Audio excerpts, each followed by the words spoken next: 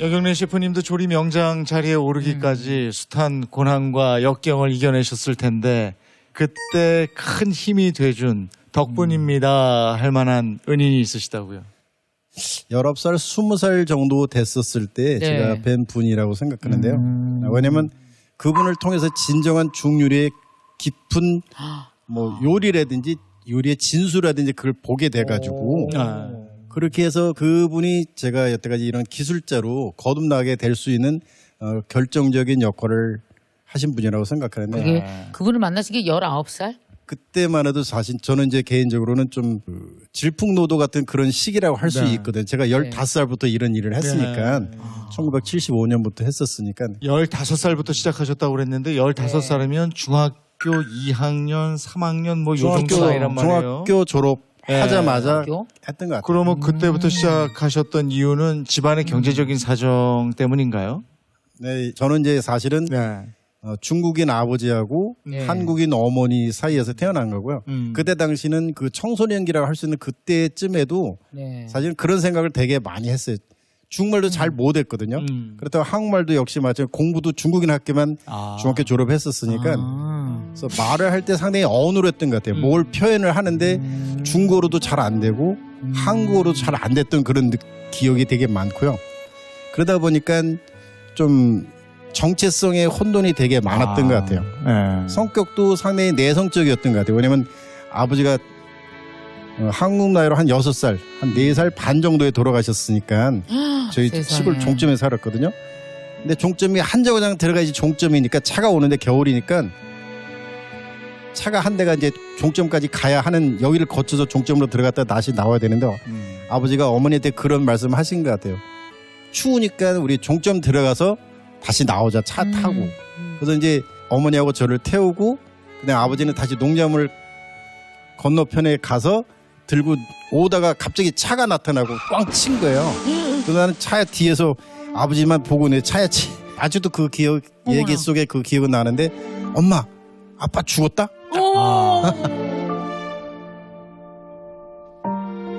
약간 좀 그렇긴 했는데 어쨌든 간에 세월이 흐르니까 세상에. 갑자기 왜 울고 그죠?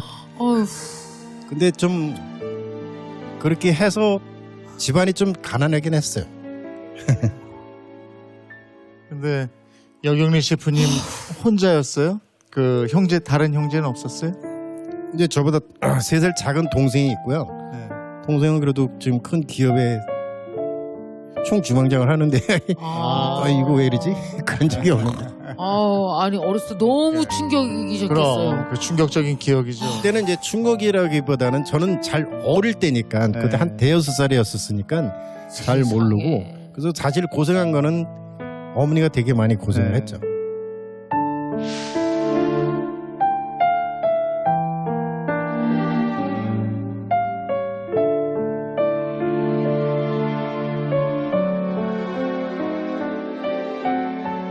그럼 뭐 아버지는 일찍 돌아가시고 또 이제 가정 형편도 되게 힘들으셨을 테고 그 어렸을 때 굉장히 힘드셨겠어요. 저 개인적으로는 어리니까 뭐 힘든다고 생각은 안 했긴 했지만 어머니가 이제 그런 말씀 한 것 중에 하나가 중학교를 졸업한 후에 너는 중국 사람의 자식이니까 가서 기술을 배워라. 네. 중학교까지 졸업한 것도 내가 할 수 있는 만큼 최선을 다한 거니까 그래서 그 뜻을 잘 몰랐어요. 가서 기술을 배우라. 그래서 기술. 이제 학교는 가는 건 땡이구나. 그렇게 생각을 하고 사실은 그때 한 일주일 정도는 울었던 기억이 아직도 나요. 왜냐면 나보다 공부를 못했던 친구들도 막 고등학교 다니고 막 그랬었으니까. 그러다가 어쨌든 간에 이제 며칠 후에 서울에서 왕서방 아저씨가 내려올 테니까 승희 진짜 왕씨 성을 가진 그 이제 중국인 아저씨가 계셨어요. 그야말로 왕서방. 네, 그분이 오니까 손을 잡고 갔어요. 따라갔는데 서울에 오더라고. 서울에 왔는데 중국집이더라고요. 근데 중국집인데 사실 중국 사람이 자식이긴 하지만 저희들은 네. 농사를 졌거든요. 그러니까 짜장면이 뭔지 들어는 봤는데 짜장면이 어떻게 생겼는지 먹어본 적 우동이 없어요? 탕수육 그것도 몰랐어요. 중국말도 잘 모르니까 중국 사람들이 얘기를 하는 그 말 자체를 사실 하나도 못 알아들었던 것 같아요.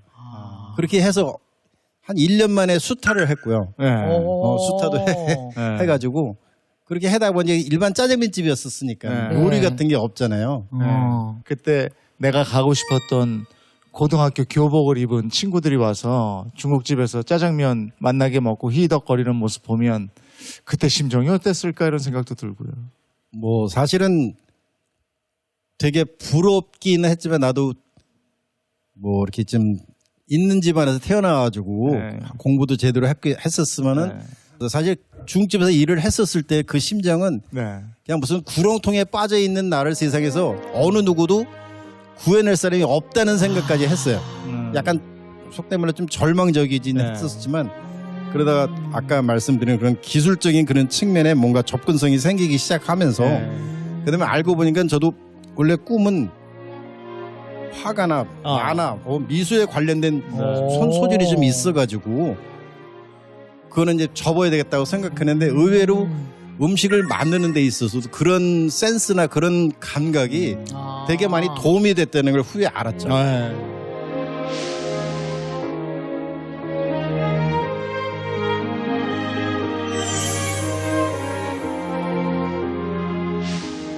미적 그런데- 감각이 있으시네요. 네, 그래서 그런 분들이 또 부분들이- 잘하시더라고요. 이렇게 요리 저 셰프님들이 그런 재주 있는 분들이 많더라고요. 제가 그리고 알고 있는 유명 셰프들도 그거 맞아요. 되게 잘하는 사람 되게 그러게요. 많아요. 그리고 그 당시에 그 홀에서 짜장면 맛있게 먹던 교복 입었던 그 고등학생들 지금 다 퇴직하고 집에 있어요. 네. 저희가 지금 저희가 명예퇴직, 보장합니다. 정년퇴직 다. 퇴직하셨습니다. 근데 지금도 현역에서 일하시잖아요. 그러니 어머니 말씀이 얼마나 맞은 거였어요. 기술을 배워라. 네, 어머니한테 물론 당연히 어마어마하게 감사드려요. 평생의 최고가 어머니니까. 근데 어머니는 금년에 98세시고요. 제가 여태까지 몇십 년 모셨는데 이제 어머니가 그 고관절인가 한 두 번 해고 너무 최근 고관절 때는 힘들죠. 지금 이제 병원에 요양원 계시고 그러는데 요양병원도 최근에 코로나나 그러한 것들 때문에 맞아. 형제들이 한 달에 한 번씩밖에 못 찾아보니까 너무 안타깝긴 하죠. 안타깝고. 그런 부분들을 좀 어머니하고 같이 공유를 해가지고 좀 맛있는 짜장면도 해드리고 싶은데 그게 좀 되게 안타깝고. 제가 보니까 그러니까 첫 번째 은인은 어머님이시고요. 그 아니, 사부님은 그건 두 번째 정말로 은인이신데 그러면 조금 전에 은인이라고 말씀하셨던 그분은 그 식당에서 만나게 되는 그 건가요? 식당에서 만난 건 아니고 한 3, 4년 정도 이제 기본이라고 할 수 있는 그런 조리 기술을 좀 해다가 네. 요리집을 간 거였는데 거기서 그 제가 아까 사부님이라고 운명의 분을 만나요. 그분을 만나게 되는 거죠. 사부님은 사실은 그때 당시는 그분한테 직접 사사를 받은 것이 아니라 그분이 무엇을 하든 간에 그 하나하나가 그냥 다 롤 모델이었었어요. 왜냐면 그때 당시는 어깨너머로 많이 배워야 하는 그런 부분도 그리고 그때 당시는 좀 마음에 들어야지 그런 기회를 주거든요. 예를 들어서 마음에 안 들면은 뭘 음식을 만든다 뭐 한다 그러면 뒤에서 보고 있는 게 딱 눈치가 보이잖아요. 그러면 그래서 야 경례 가서 양파 2개에다가 딱 계산을 하는 거죠. 말을 하면서 양파 2개 갖고는 안 될 것 같아요. 양파 야 그러면 단호박도 있을까 단호박 챙겨오고 그것도 한 대는 하나 더 시켜. 어떡해. 갔다 오면 끝났네. 그런 경우도 되게 많이 봤던 것 같아요. 그런 분위기에서 저는 배척은 당하지는 않았던 것 같고요. 좀 얌전한 스타일이었기 때문에 또 실력을 잘난 척. 인정받았겠죠. 그래서 그런 부분들 때문에 좀 도움이 많이 됐고 많은 것을 보게 되고 네. 그래서 최근에 그 사부님 한번 뵀다면서요? 그 사부님을 40년 만에 보게 된 거예요. 이분이 이제 80년도 때 미국으로 가신 거예요. 최고 그러셨어요? 기술자였는데 가고 나서 되게 보고 싶은데 만날 길도 없고 그러기 때문에 나도 조금 속된 말로 많이 컸으니까 좀 이렇게 하려고 그러는데 그럴 기회도 없다가 오늘 갑자기 오신 거예요. 오셨는데 와 너무 이제 회포를 풀려다 제가 이제 가게에 모셔고 식사도 하고 주변에 옛날 친구들도 막 하고 옛날 얘기 했는데 제가 썰을 풀 수 있는 기회가 별로 없는 옛날 선배님들 같이 모셔서 하니까 네. 그래서 그냥 역시 옛날 그런 마음자세로 얘기하고 막 웃어주고 그렇게 했는데 너무 아쉽고 그러면 어쨌든 저 사부님 성함이 어떻게 되세요? 그분 성함은 왕춘자 량자고 왕출량 양춘량 네. 사부가 원래 칼판장 주방장이거든요. 그래서 저는 이렇게 롤 모델 손재주도 있으니까 따라가려고 하는데 어느 날부터 방송을 보니까 한 80년대 때쯤 됐나? 중식을 소개했는데 화덕에서 음식만 볶는 사람 확 나오고 그런 사람들만 중식의 짱으로 나오는 거예요. 그런 사람은 셰프로 쳐주고. 그게 화면에 담긴 족하다. 불 확 나. 네, 그냥 쇼잉이나 혹은 뭐 그런 볼거리가 많으니까 칼판 내는 사람들이 원래 아는 것이 더 많아야 되거든요. 기술적으로. 예. 아니 왜냐하면 우리가 중국 요리는 불맛, 일본 요리는 칼맛, 한국 요리는 손맛 이러거든요. 그렇죠. 그러니까 중국 요리하면 그냥 불 확 이게 가는 거. 사실 그거에 대해서는 뭐 이다음에 기회 있으면 할 말이 되게 많기는 해요. 근데 어쨌든 그냥 저도 이제 그 화덕에서 음식을 만들게 하게 된 거죠. 저희가 보면 큰 성공을 거두신 분들 중에 그 성공 비결을 보면 감사하는 능력을 가지신 분들이 꽤 있어요. 그래서 사실 그 스승님 왕 선생님께서는 내가 그렇게 은혜를 베풀었다 생각지 않으실 수도 있어요. 그런데 그 어려운 역경을 딛고 이 자리까지 오시면서 그 스승님에 대한 감사함을 잊지 않으신 거잖아요. 근데 이 감사하는 능력을 가진 사람들이 인생의 행복도도 아주 높고 그리고 육체적으로도 훨씬 건강하고 사회적으로도 더 큰 성공을 이루었다는 연구 결과도 있습니다. 그래서 우리 여선생님이 그 증거를 보여주시는 삶을 살아오신 게 아닌가라는 생각이 들었습니다. 네. 저는 그 우리 셰프님처럼 그렇게 요리 전문가는 아닌데 비슷한 나이에 저도 19살에 주방장을 했습니다. 예. 그래서 아까 숯하면 얘기하셨지만 그 당시에는 이 기계를 뽑는 게 없어요.